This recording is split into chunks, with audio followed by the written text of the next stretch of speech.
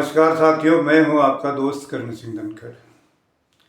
दिल्ली विधानसभा चुनाव की तारीखें कभी भी जो है घोषणा हो सकती है उनकी, और इसी विधानसभा चुनाव को के मद्देनज़र दिल्ली में एक राजनीतिक भूकंप सा आया हुआ है, उफान आया हुआ है राजनीति में।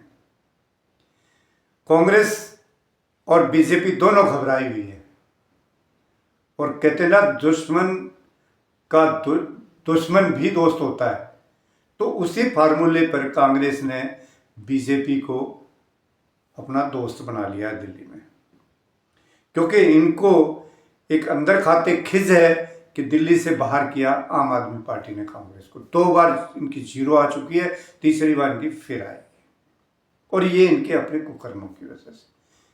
कुकर्म मैं इसलिए कह रहा हूं क्योंकि पहले लोकसभा चुनाव हुआ, हम हरियाणा की बात कर लेते हैं।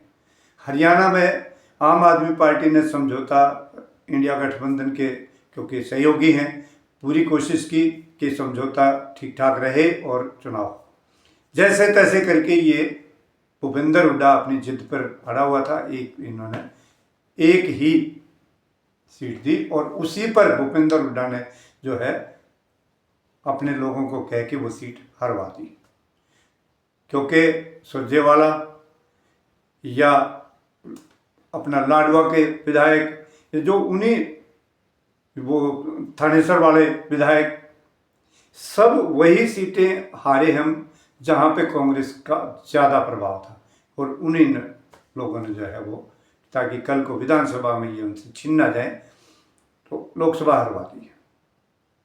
अब लोकसभा जब कांग्रेस ने हरवा दी एक आम आदमी पार्टी की, तो निस्संदेह उसमें तो खटास तो रिश्तों में आती है। वहीं से एक बात तय हो गई थी कि विधानसभा हम इनके साथ कोई मतलब नहीं रह गया, लेकिन फिर भी हरियाणा की टीम का यही सोच थी कि हम इनके साथ चुनाव ना लड़ें।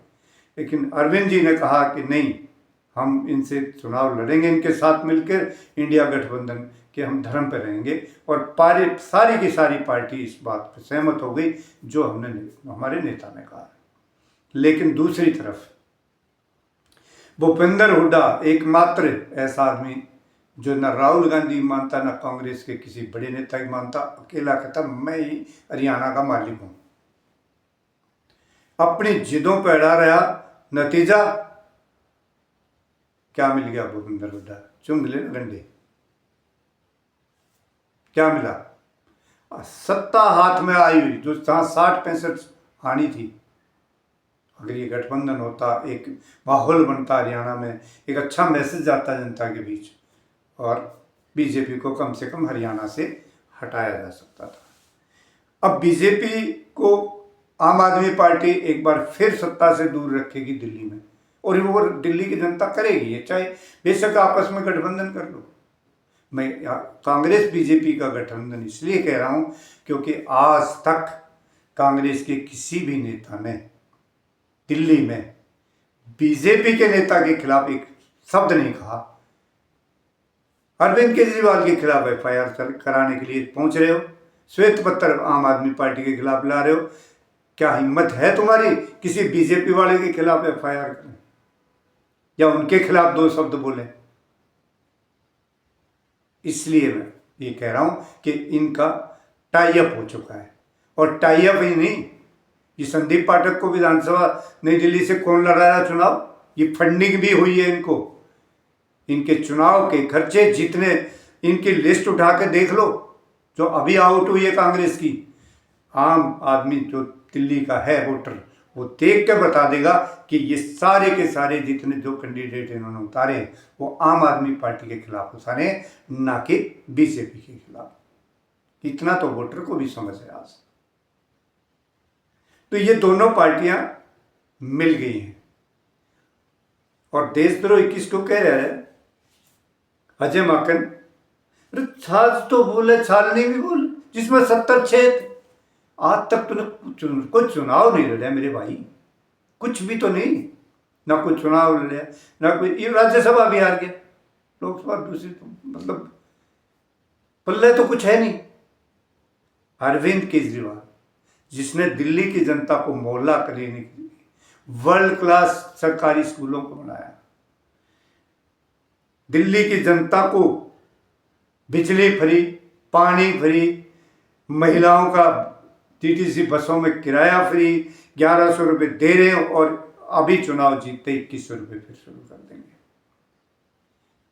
24 घंटे अरविंद केजरीवाल के दिमाग में ये रहता है कि मैं दिल्ली की जनता के लिए, की भलाई के लिए क्या करूं, और इस बात को राहुल गांधी जानते हैं।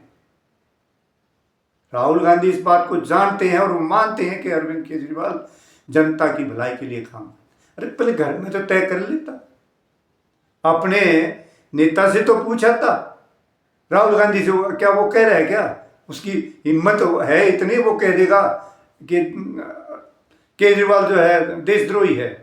फिर तुम लोग कैसे छुट भैये आके और मतलब कुछ भी बोलने लगे? इससे कोई वोट नहीं देने वाला तुम्हें। क्यों ये सोचो कि तुम आम आदमी पार्टी के खिलाफ बकवासबाजी कर लोगे तो तुम्हारा कहीं खाता नहीं खुलना। सबकी जमानत जब्त होनी है, तुम्हारी नहीं, बीजेपी वालों की भी, क्योंकि दिल्ली की जनता समझ चुकी है। ये वोट बीजेपी वाले कटवा लो, कितनी भी कटवा लो, कुछ कर लो, चुनाव आयोग सब कुछ टाई अप कर रखा है, लेकिन फिर भी दिल्ली की जनता जब एक लाइन में खड़ी होकर एक धड़ाधड़ जब झाड़ू चलाएगी ना, तो ये मशीन और ये चुनाव आयोग और ये फलाना और ये सब तो बस जीरो, कुछ नहीं बचना, अकेला झाड़ू जिंदाबाद। दोस्तों, मैं आप लोगों से के सम्मुख सिर्फ यही बात कहने के लिए आया था कि ये आपस में मिल चुके हैं और दिल्ली का विधानसभा चुनाव कांग्रेस और भारतीय जनता पार्टी दोनों मिलकर चुनाव लड़ रही है। लेकिन आप लोगों पर पूरा विश्वास है मुझे दिल्ली की जनता पे कि इनको धूल जरूर चटाएंगी। इन्हीं शब्दों के साथ मैं अपनी वाणी को विराम देना चाहूँगा। जय हिंद साथियों, जय भारत।